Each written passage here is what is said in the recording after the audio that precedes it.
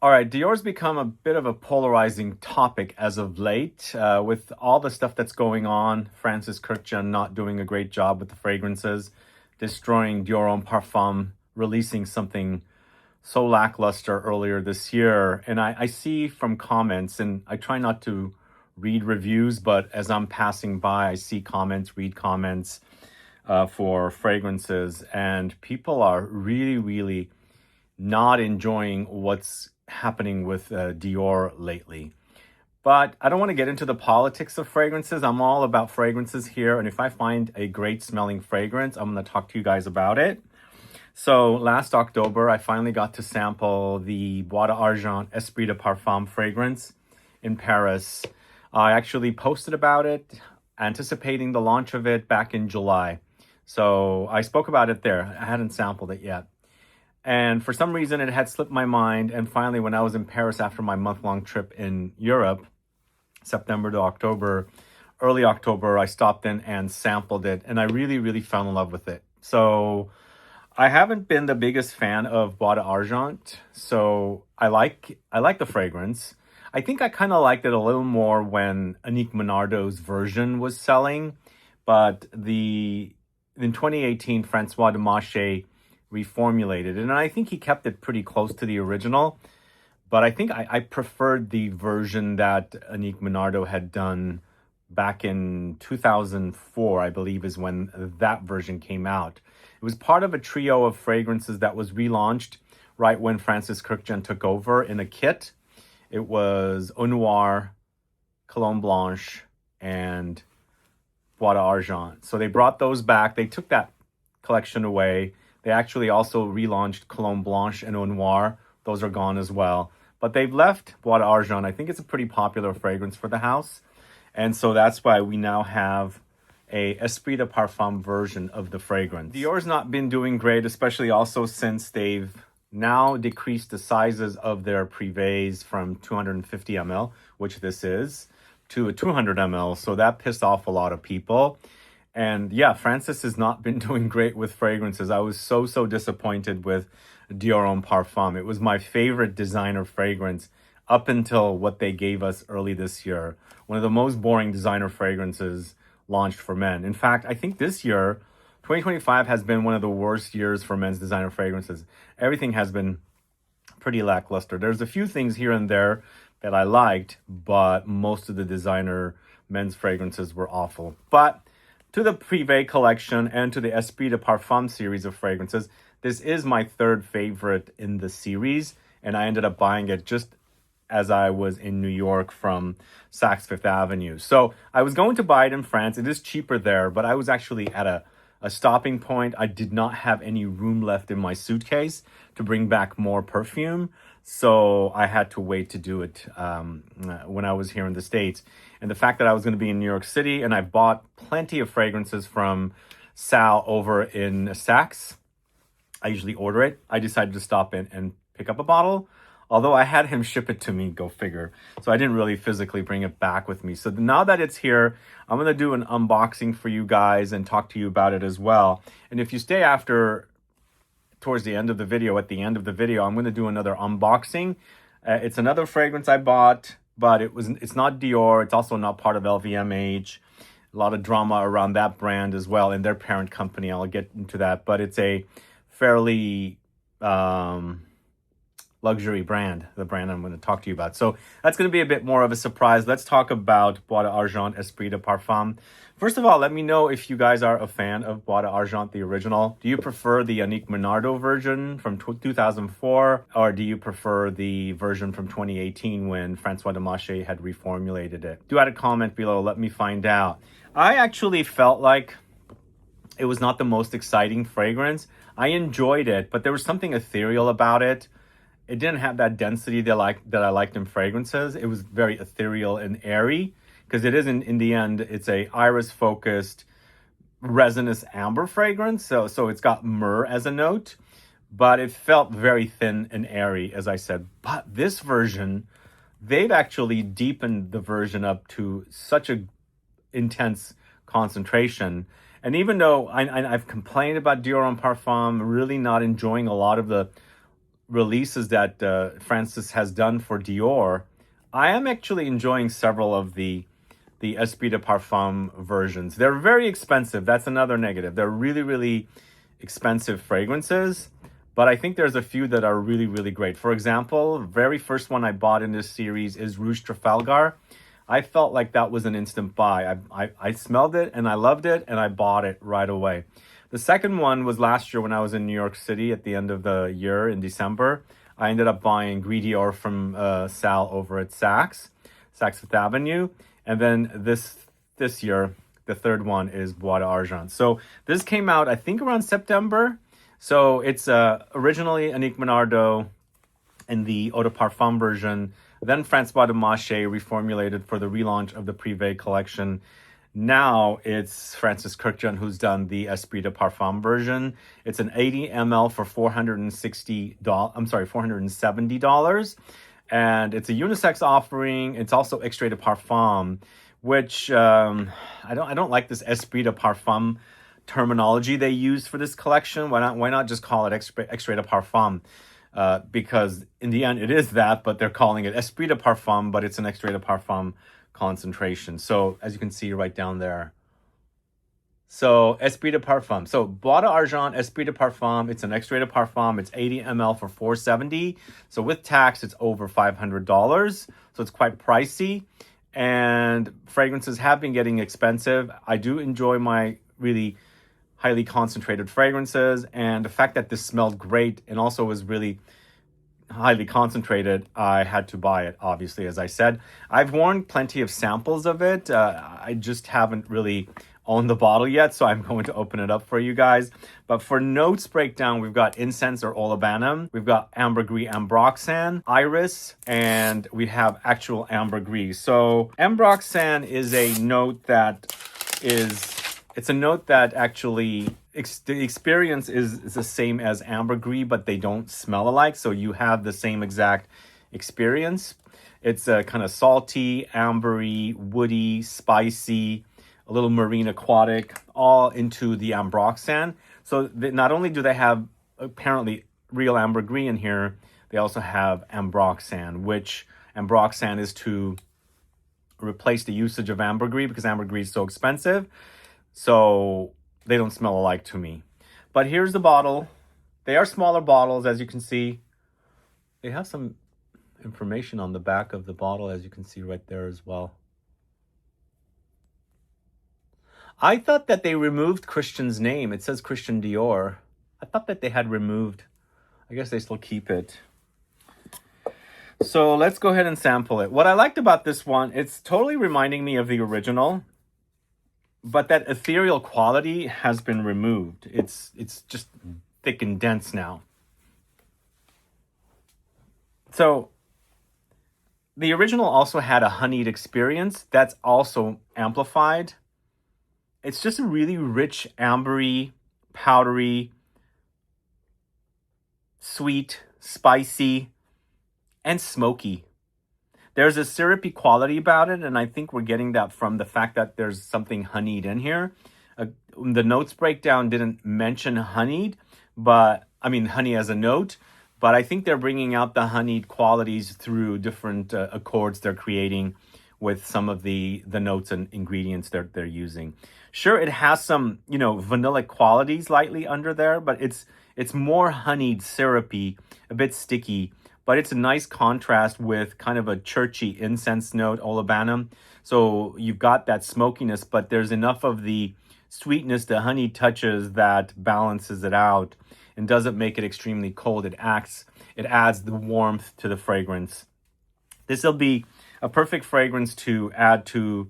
There's a video I did a couple years ago, called Sweet Incense Fragrances. Totally would go on there, on that list, because it's exactly that. So I really love the way this fragrance smells. It's actually the fragrance that I wanted from the original Bois d'Argent, because as I was saying, you have a really great smell. It's very airy and ethereal with, the sweet honey touches, along with the powdery touches and the resinous smoky, sweet, resinous touches of the myrrh that's in there. So they haven't included myrrh in this notes breakdown, but as a smell, it's acting quite similar to the original. So let's try a spray of the original as well, and I'll tell you a little bit of the differences between the two.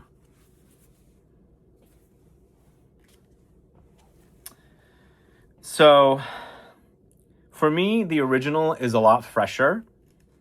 You have the freshness built in. It's not as concentrated. But overall, I also think it's not as sweet as the Esprit de Parfum version. It's sweet, but I think there's more of a honeyed presence with the Esprit de Parfum extrait version in comparison to this version in the EDP, the original. And I don't have the original formulation that Annick Menardo had created for the brand. It's interesting also, a lot of the Dior Privés were done by other perfumers early on. Francis, of course. There was Annick Menardo. There might have been a few others that I can't remember. I think the initial launch, as I was saying, was this Bois d'Argent, Eau Noire, and Cologne Blanche. I don't think it was called the Privé collection. It was a different collection. I think they were also like Eau de Cologne concentration or a different concentration. Then they moved it and started the Dior Privé collection. I first really got into the Dior Privé collection was around 2012, just around the time I was starting to shoot videos on YouTube for fragrances. That's when I first discovered them, and it was such an awesome, solid collection. The very first one I bought was Mitza. Amazing kind of honeyed, spicy amber fragrance, followed by Vetiver. Both of those are discontinued. This one I bought later on, much later on. But this is definitely the Francois Demachy version. I believe this is the 2018 and on version. Yeah, the fragrance is much lighter. It's a lot airier. It's not dense.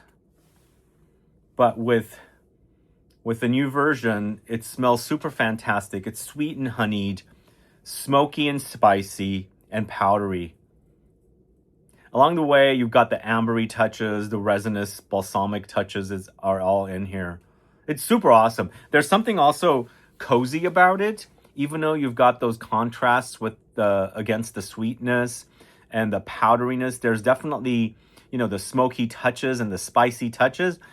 Even with those thrown in here, it's still very, very cozy and comforting. I kind of just want to spritz myself all over with this fragrance because it smells really, really fantastic. So if you were like me and you really enjoyed the smell of Bois d'Argent and you complained that it was just too thin, doesn't have great longevity, this is the version. But the only negative with this version is it's extremely expensive. So what I would do, if you're near a Neiman Marcus or a Saks Fifth Avenue or a Nordstrom that has this collection, they're having promotion and you really want the fragrance. I don't know if a lot of these department stores do them anymore. I don't think they do the $1 off anymore. They might do gift card promotions. And I think these department stores are struggling. Now that Saks bought Neiman's, I hear that Saks is also struggling. So I think their promotions are not too many to be found anymore because they used to do all kinds of $1 off and gift card promotion. Get any kind of a chance you have to get the promotion, and you can kind of justify the price. Maybe there's a gift with purchase or goodies that they're gonna throw in the bag for you or whatever is when you would get it. Like I always say, make friends with your sales associates so they get to know you, they get to know your taste. Maybe they have a gift with purchase, all these things available. But I totally think this is worth it. I think it smells super fantastic. Really a familiar smell, but much more intensified and amplified. I love it. I love the way this fragrance smells. Now I can't decide if this is number 3, even though I bought it the 3rd in the collection of Esprit de Parfum fragrances. I think this might be number 2. I haven't compared them side by side. I'll do a video. Maybe I'll do a video of all of the fragrances in this collection because I have samples or mini bottles of some of the rest of the fragrances in this collection. I don't have every one. The only ones I own, as I said, Rouge Trafalgar, Gris Dior, and Bois d'Argent now. So this might be, I think it's definitely number 2 It might even be number one. We'll have to see. But let me know if you've gotten your nose on Bois d'Argent. Add a comment below. I think you'll be hearing more about that fragrance, and especially the video I'll do of the entire Esprit de Parfum collection of fragrances from Dior. So now I want to show you something else that I bought while I was in New York City. I didn't mention it at the beginning of the video. So I visited Saks, I visited Bloomingdale's, and then I also visited Bergdorf Goodman's while I was in New York City. I am waiting on a fragrance that I ordered that hadn't launched yet while I was at Bloomingdale's. It's the new Fondament Coty Amber fragrance that they launched. Amber Antique, I think it's called. I'm waiting on that fragrance. I ordered that as well. Or I bought it, I should say. And then this is the third fragrance I bought. It's from the house of Bottega Veneta, limited edition. This is Montebello. So I hadn't been to Bergdorf since 2019, the last time I was there. Last year I didn't go. I went to Bergdorf in 2019. So I was actually, my hotel was really close to, Saks and kind of somewhat close to Bergdorf. So I did some, shopping around while I was there. And I came across the Bottega Veneta department, and Bottega Veneta has those new collection of fragrances, and they're very pricey. They're in beautiful bottles. One of them was really great, but what I really wanted was this because it's a limited edition fragrance, and it's a large bottle. Let me show you. I haven't opened it up yet. So they told me that, well, the Bottega Veneta store, online store, doesn't have any bottles left. It's a very limited edition release. And so Bergdorf's had two. They told me that it's being held by somebody who wants to buy it, but they probably can take one of them and sell it to me. That's what they told me, and that's what they did. And I bought it because I'm a collector and I wanted this bottle. So this is called Montebello. So it's a large bottle, and it's kind of like a traditional eau de cologne. It's very citrusy, very juicy, there's an astringency tartness about it, maybe a bit classic. But as a collector, I really wanted this. It's an eau de toilette, as you can see right here. And when I was young, my dad had bottles of fragrances like this. And these kind of bottles do mean quite a bit for me. They bring back memories of my dad because he's no longer here. And so not that this is the bottle that he had, or he had bottles from this brand. It's just, it brings back memories of these type of bottles that he had as fragrances. For some reason, he had large bottles. And one of them I remember was like a lavender focused. But this is as a collector, I wanted this because especially it's a limited edition, and I'm hoping that it's really a limited edition, which I think it will be because of all the stuff that's going on with their parent company now, which is another story to get into, because Bottega Veneta was under Coty. Now, I did the video on their private or higher end fragrances several years ago. Then I found out from the grapevine that collection was getting discontinued. I actually received messages from people working at Coty saying it's not getting discontinued, blah, blah, blah. And I think at that time, there was some talk about Bottega Veneta's parent company, Kering, getting into the fragrance world, which their perfumes were licensed by Coty. So the new slew of Bottega Veneta fragrances were launched by Kering. Kering Beauty is what their beauty side was and is still until it's handed over to L'Oreal, if it hasn't been handed over to L'Oreal yet. That was the shocking news I found out while I was in China. So I did a video on their fragrances in their higher end collection. This was like 5-6 years ago.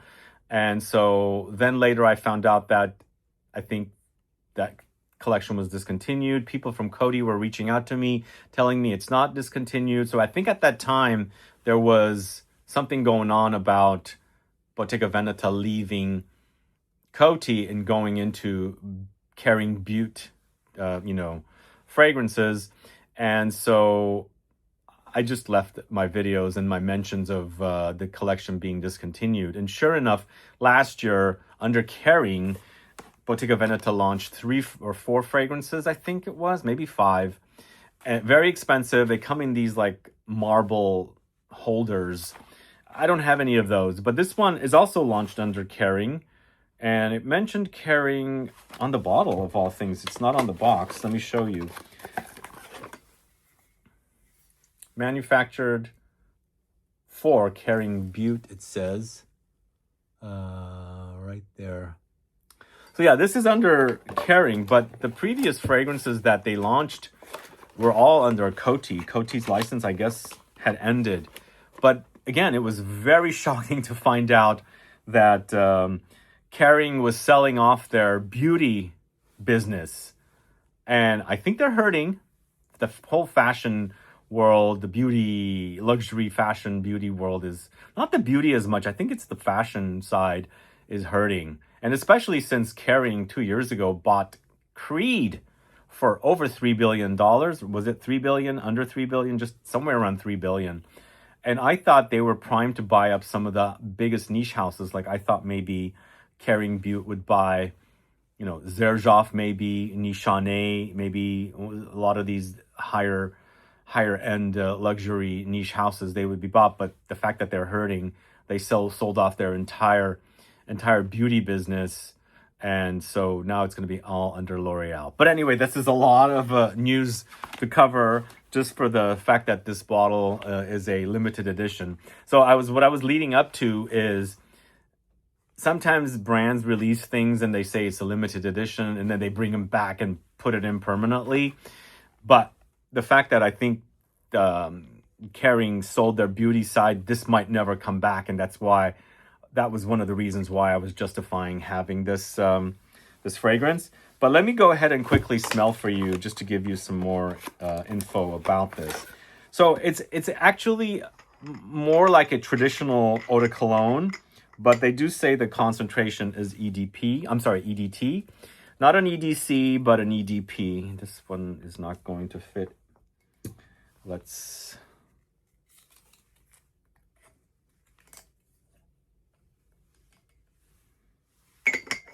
You know what it's reminding me of? There's a fragrance by Celine called Cologne Celeste. It does remind me a little bit of Cologne Celeste.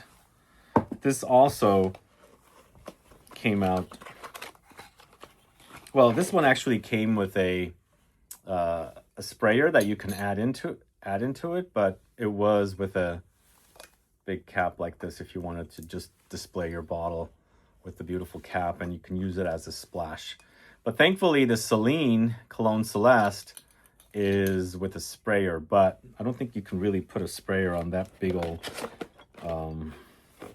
Bottega Veneta bottle.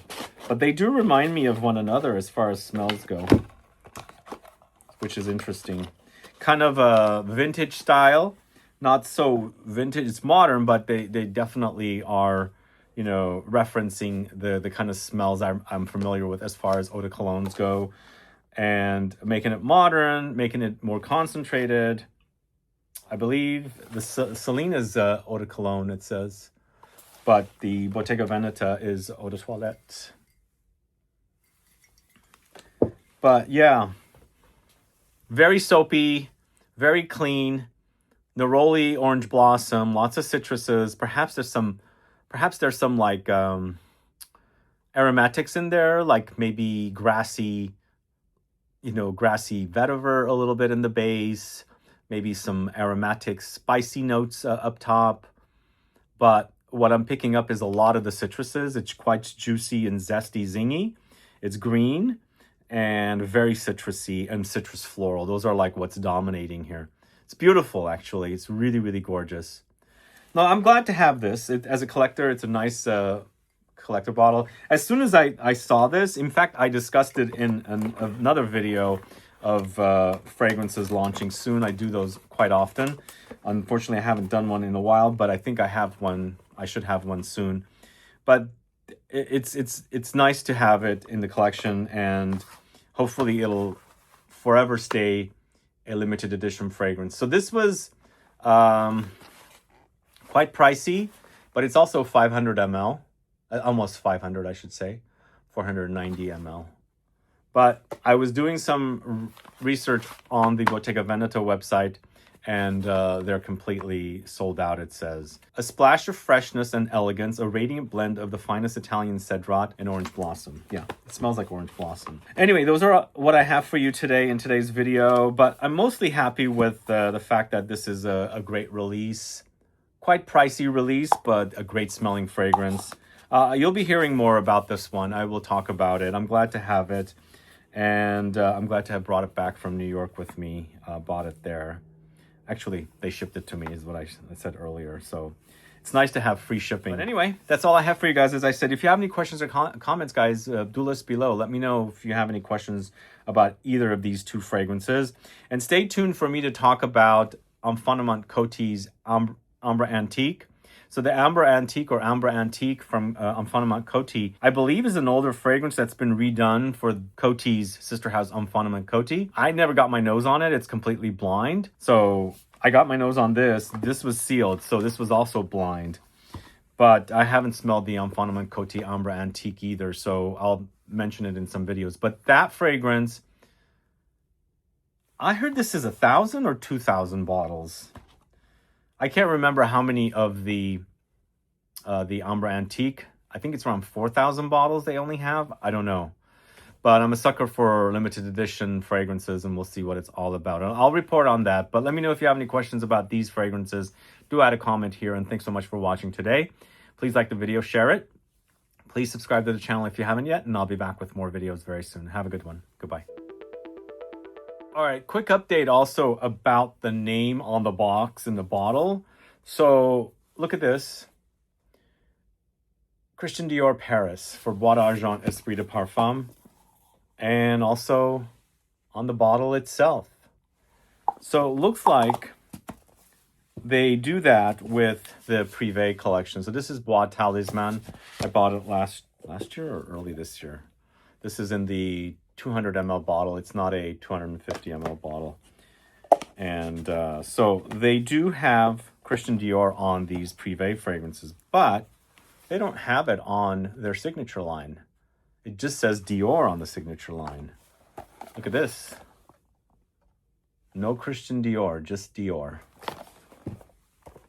This is an older bottle of Hypnotic Poison. It just says Dior. No Christian Dior. And here is a 2020 edition of Dior Homme Parfum.